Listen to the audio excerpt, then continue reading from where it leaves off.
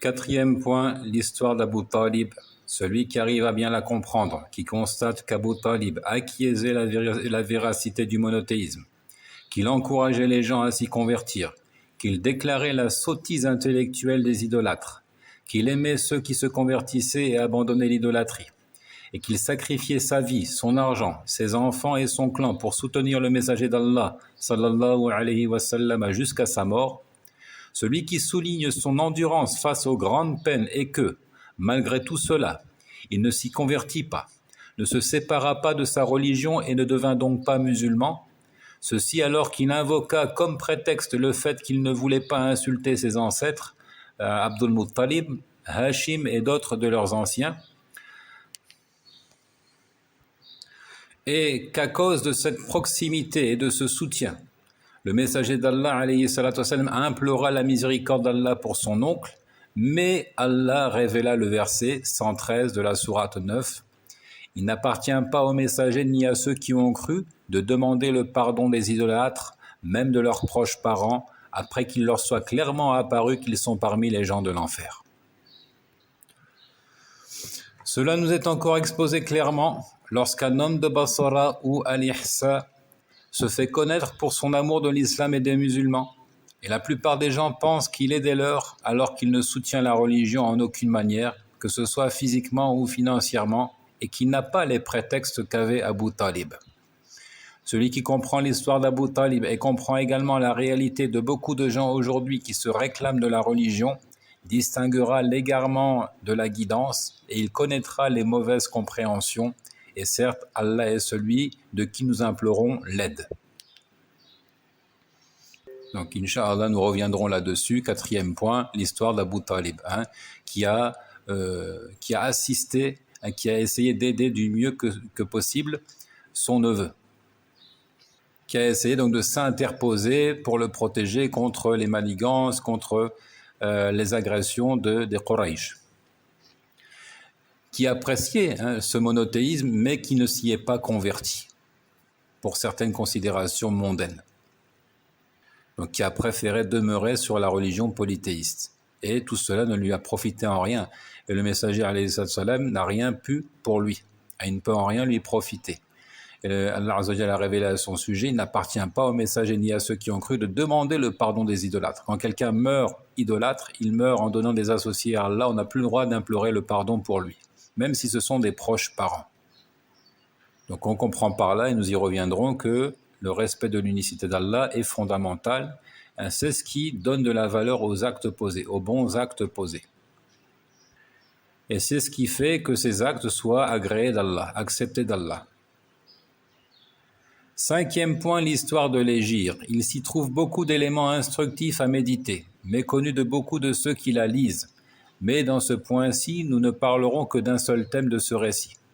Des compagnons du messager d'Allah, à lui les éloges et le salut, qui ne s'étaient pas exilés avec lui, sans avoir douté de la religion, mais uniquement par amour pour leur patrie, leur argent et leur famille. Lorsque les idolâtres sortirent pour la bataille de Badr, ils les forcèrent à combattre avec eux, et certains d'entre eux se firent tuer par les archers musulmans, sans que ces derniers ne puissent les distinguer. Mais lorsque les compagnons apprirent avoir tué un tel et un tel, ils furent peinés et ils dirent « Nous avons tué nos frères ». Allah révéla alors les versets 97 à 99 de la sourate 4. Ceux qui se sont fait du tort à eux-mêmes, les anges enlèveront leurs âmes en disant « Où en étiez-vous » c'est-à-dire à propos de votre religion. « Nous étions impuissants sur terre, dirent-ils. Alors les anges diront « La terre d'Allah n'était-elle pas assez vaste pour exiler ? Voilà bien ceux dont le refuge est l'enfer et quelle mauvaise destination. À l'exception des impuissants hommes, femmes et enfants incapables de se débrouiller et qui ne trouvent aucune voie. À cela, il se peut qu'Allah donne le pardon. Allah est clément et prompt à pardonner. » Celui qui observe leur histoire et analyse la parole des compagnons « Nous avons tué nos frères » saura qu'ils avaient appris que ces gens avaient insulté l'islam ou embelli la religion des idolâtres. Pardon, ici je me corrige, il dit « Celui qui observe leur histoire et analyse la parole des compagnons « Nous avons tué nos frères » saura que s'ils avaient appris que ces gens avaient insulté l'islam ou embelli la religion des idolâtres, ils n'auraient jamais dit « Nous avons tué nos frères » car Allah leur avait déjà montré avant l'Hégire que cela serait une mécréance après la foi dans les versets.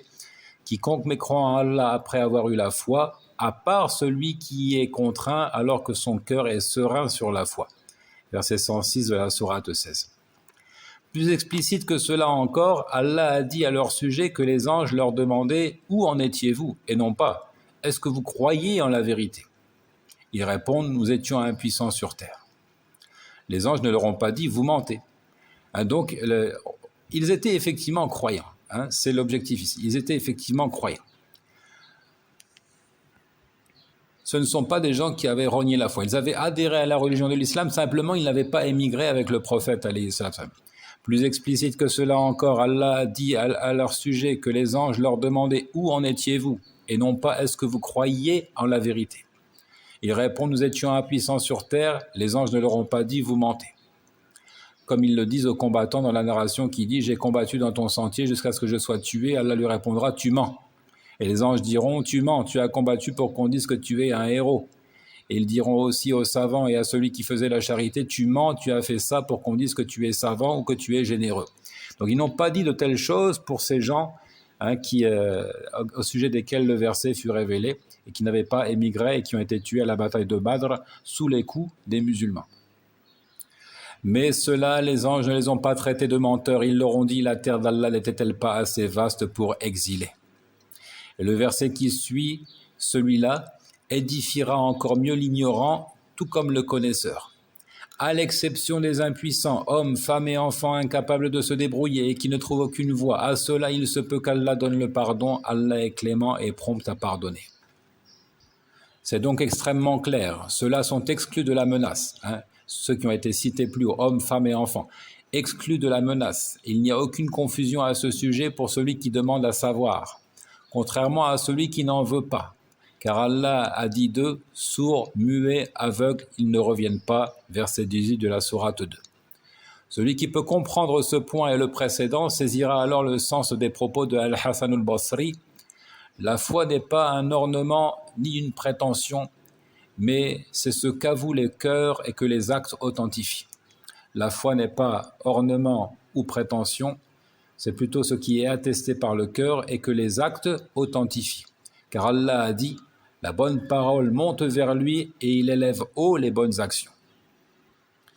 Et enfin, donc, le 6e point.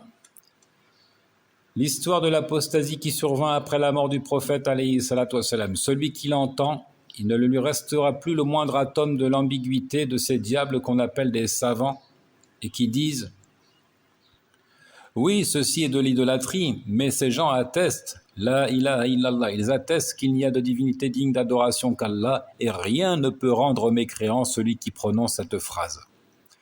Pire encore, ils avouent ouvertement que ces bédouins n'ont plus aucune trace de l'islam en eux, si ce n'est de dire avec la langue il n'y a de divinité digne d'adoration qu'Allah, mais ils affirment tout de même que, au moyen de cette parole, ils sont musulmans et leurs biens et leurs vies sont sacrés.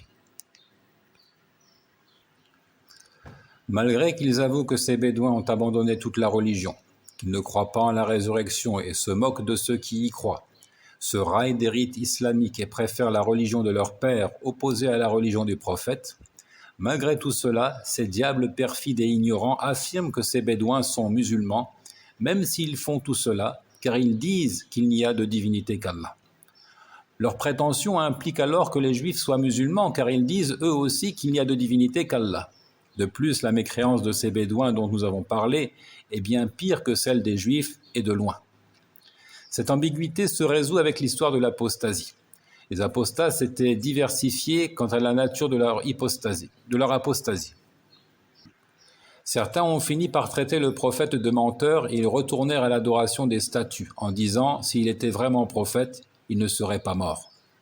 D'autres, par contre, continuaient d'attester l'attestation de foi, mais ils ont cru en la prophétie de Moussaïlima, croyant que le prophète lui avait confié une part de la prophétie, car Moussaïlima avait amené de faux témoins qui témoignèrent de sa prophétie. Alors beaucoup de gens le crurent. Malgré cela, les savants furent unanimes pour dire qu'ils étaient tous des apostats, même s'ils l'ignoraient et que quiconque douterait de leur apostasie est aussi un mécréant. Si tu sais que les savants s'entendirent tous pour dire que ceux qui démentirent le prophète retournèrent à l'adoration des idoles et insultèrent le messager d'Allah étaient semblables en tout point à ceux qui crurent en la prophétie de Moussaïlima tout en continuant à pratiquer le reste de l'islam, ou à ceux qui, tout en avouant l'attestation de foi, crurent en la prophétie de Tulayha ibn Khuwaylid al-Azdi, ou qui crurent en Abhala ibn Ka'b al-Aswad al-Insi de San'a, les ulamas furent unanimes pour dire que tous ces gens étaient des apostats. Il y avait encore d'autres sortes d'apostats, comme par exemple Al-Fujaha as-Sulami, lorsqu'il se présenta à Abu Bakr et lui dit qu'il voulait combattre les apostats. Il demanda main forte à Abu Bakr. Ce dernier lui donna armes et montures, mais As-Sulami combattit les musulmans et les mécréants sans distinction et s'empara de leurs biens.